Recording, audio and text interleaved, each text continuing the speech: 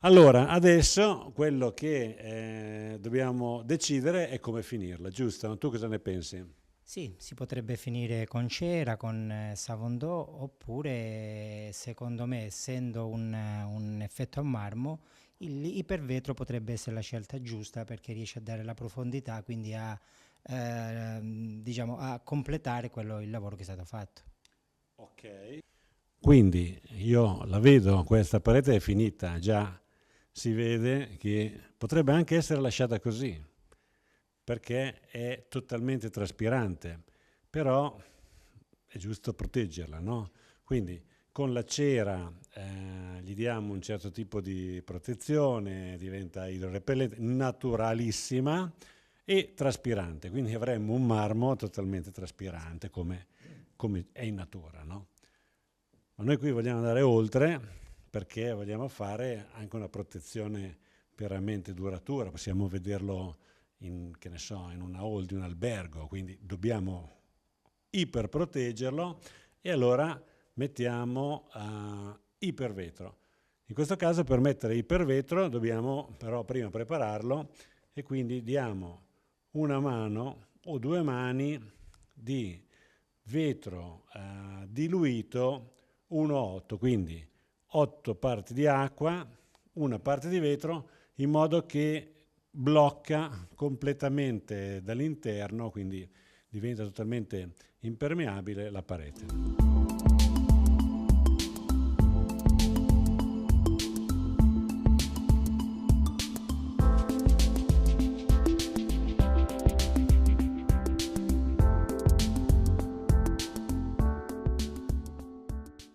Siamo ritornati, la parete è asciutta, vetro ha fatto il suo dovere, non si vede perché era molto diluito, adesso, visto che siamo esagerati, vogliamo mettere, ci piace esagerare, mettiamo ipervetro su questa meraviglia di marmo. Ipervetro è qua che ci guarda e che ci aspetta. Ecco qua, abbiamo le due lattine, questa è la componente liquida che si mescola dentro la componente solida.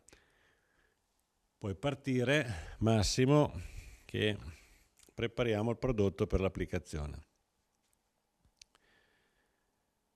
Questo prodotto, ricordiamo, una resina epossidica, bicomponente, che possiamo usare per almeno un'ora, quindi adesso lui la mescola, poi per un'ora la può tranquillamente applicare. Adesso vediamo come.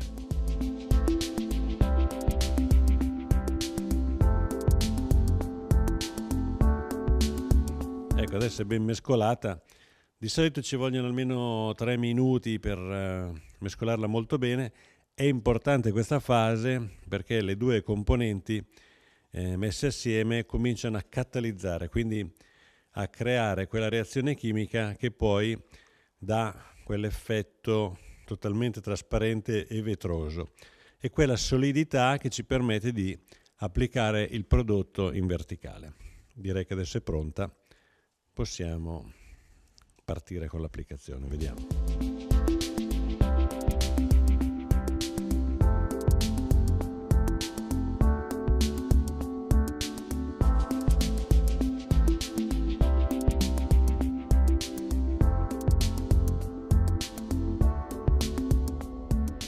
Spettacolare, ti vedo proprio che il tuo riflesso appare come passi la spatola, è incredibile, bellissimo.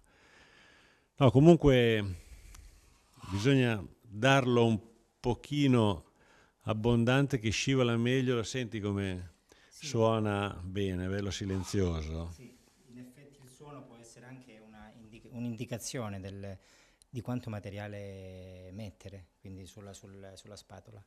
Perfetto. Ecco, poi per quanto riguarda i consumi, qua lo vedo, quello lì è 1 litro e credo che questi saranno 8 o 9 metri quadri.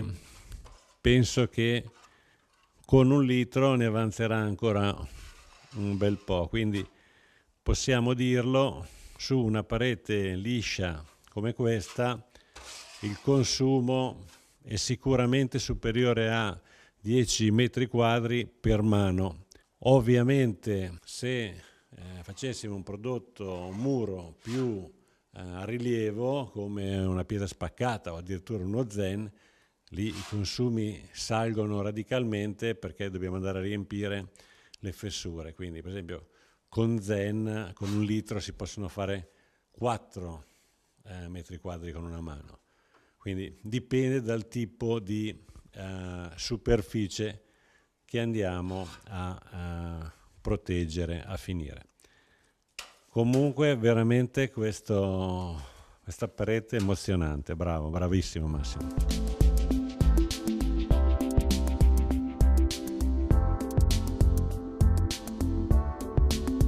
Mamma mia, uno specchio questo ipervetro, incredibile.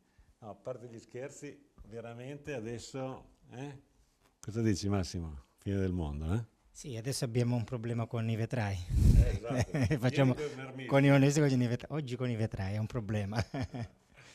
No, comunque niente, qui abbiamo dato una mano, ci siamo accorti che vale la pena darlo un po' abbondante, che scivola meglio, si può dare la seconda mano e proprio uno avesse fatto un danno, si può sempre poi carteggiare e riprendere in una seconda fase.